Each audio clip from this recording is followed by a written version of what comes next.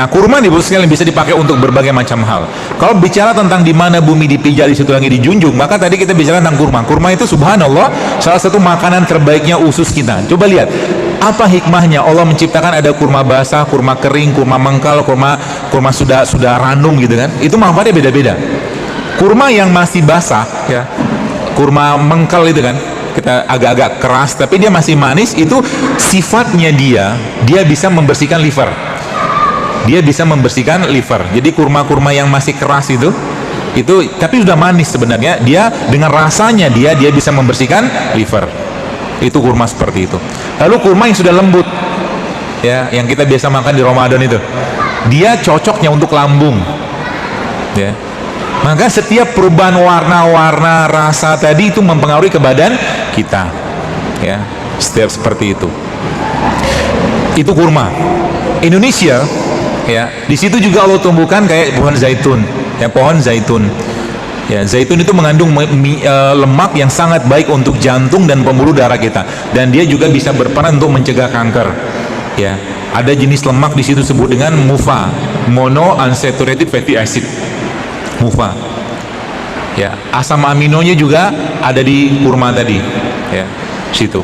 Lalu yang menariknya apa? Yang menariknya ternyata karena kurma tidak tumbuh di Indonesia, zaitun tidak tumbuh secara subur seperti daerah Jazirah Arab, maka Allah menciptakan sekalian tumbuhan di negeri ini yang memiliki kandungan seperti itu, yang dia lengkap asam aminonya, yang dia juga lengkap lemak seperti lemak zaitunnya, dan dia juga mengandung bahan mineral yang berperan untuk sebagai anti kanker. Namanya apa?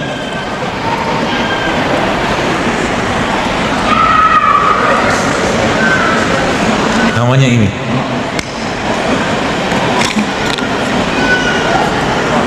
kelor.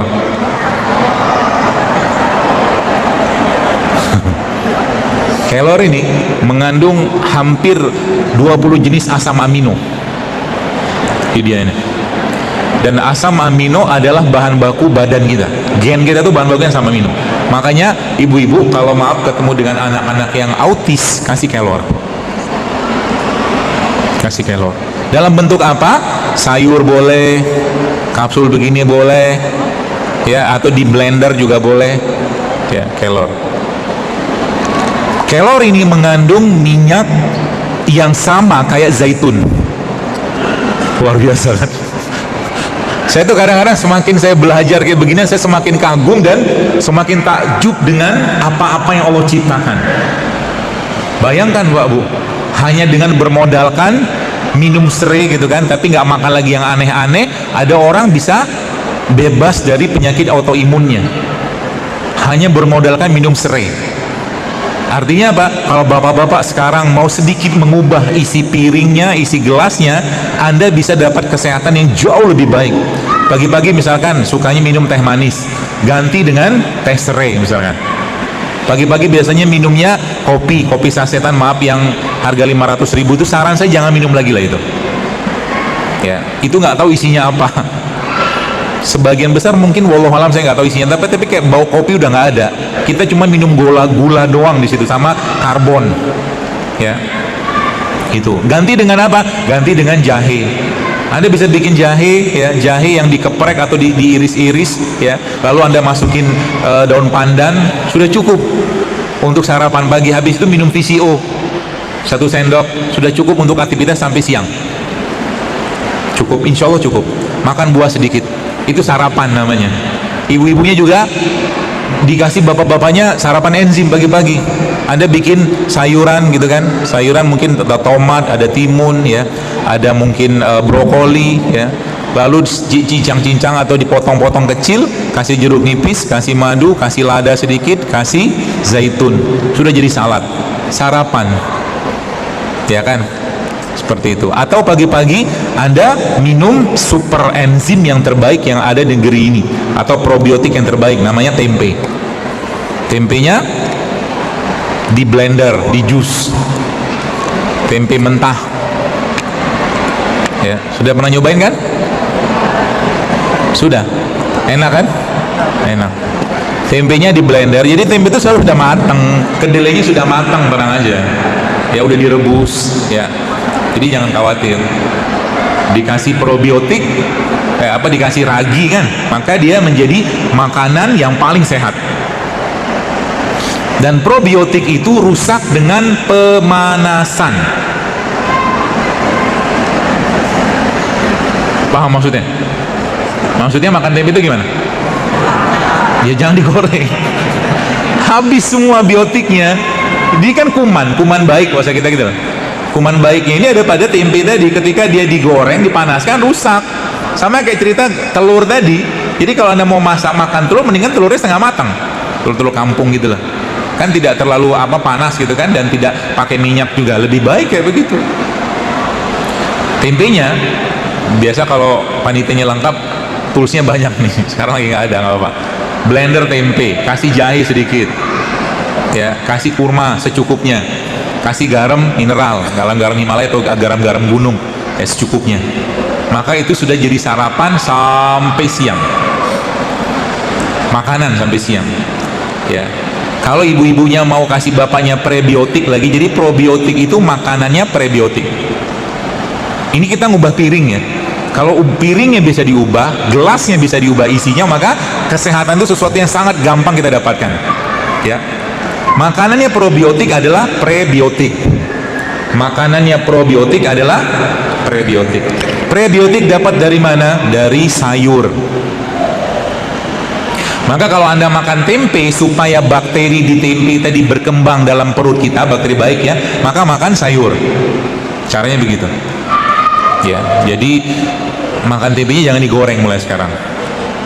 Tempenya mentah. Ya. Atau tempenya dibikin apa? Sandwich lagi viral banget tuh. Tempenya dipotong gitu, ini potong tipis seperti inilah gitu kan. Di slice seperti ini nanti, lalu di tengahnya dikasih kurma.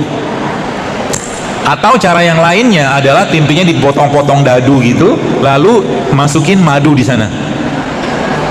Maka Anda sudah sarapan yang sangat-sangat bergizi dan berkualitas. Ya. Itu akan pakai kecap. Jangan pakai kecap. Ya, madunya cukup. Ya. Tempenya dipotong-potong lalu masukin madu, diaduk-aduk. Kasih garam sedikit atau mau dikasih lada hitam sedikit nggak apa-apa, lada hitam dikit aja. Itu akan jadi sarapan yang sangat-sangat sehat. Lama-lama mahnya akan hilang. Kalau Anda rutin kayak begitu, insya Allah sih dengan mengatur makanan yang lain, kolesterolnya bisa turun. Ya, jadi penyakit itu jangan diobati penyakitnya, tapi benerin makannya. Ya, seperti itu. Makanya kalau kita lihat salah satu makanan yang paling sehat di dunia, yang diakui di dunia itu namanya kimchi kan. Kimchi itu kan probiotik sebenarnya, fermentasi. Tempe itu fermentasi. Ada satu lagi makanan yang sangat sehat ya, yang kita bisa juga makan pagi-pagi dalam bentuk dibikin sayur, namanya jamur. Jamur itu termasuk probiotik yang sehat juga. Jamur dibikin sayur, kasih sayuran sedikit jadi sayur jamur, sup jamur gitu kan. Itu juga bisa jadikan pilihan sebagai makanan ya, seperti itu. Pola makannya kayak begitu. Lalu kita pindah ke siang. Jadi kalau nanti tiba-tiba muncul rasa lapar, ya, biasanya kan lapar, ya, Anda harus siapin snack box. Isinya apa? Buah. Nah, isinya buah. Kalau menggunakan pola, saya pernah cerita ini buatan ya, ada ijtihadnya guru saya, itu dia cerita tentang subhanallah, ternyata Abasa itu, surat Abasa itu kalau kita tadaburi lebih detail, maka isi piring kita bisa dibagi dari surat Abasa itu. Bisa dibagi dari surat Abasa itu.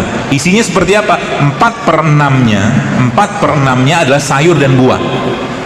4/6 isi piring kita. 1/6-nya biji-bijian. Biji-bijian ya. Lentils seperti itulah, biji-bijian, kacang-kacangan yang sehat. Kemudian 1/6-nya baru masuk protein. Kalau mau menggunakan pola itu, ini cara yang gampang sebenarnya. Jadi Bapak Ibu, kalau sekarang Anda mau punya badan yang jauh lebih sehat, salah satu saran saya adalah kurangilah makan nasi putih. Kurangi makan nasi putih. Jadi kalau tetap pengen makan nasi putih nggak apa-apa, makan aja tapi 1 sendok makan aja.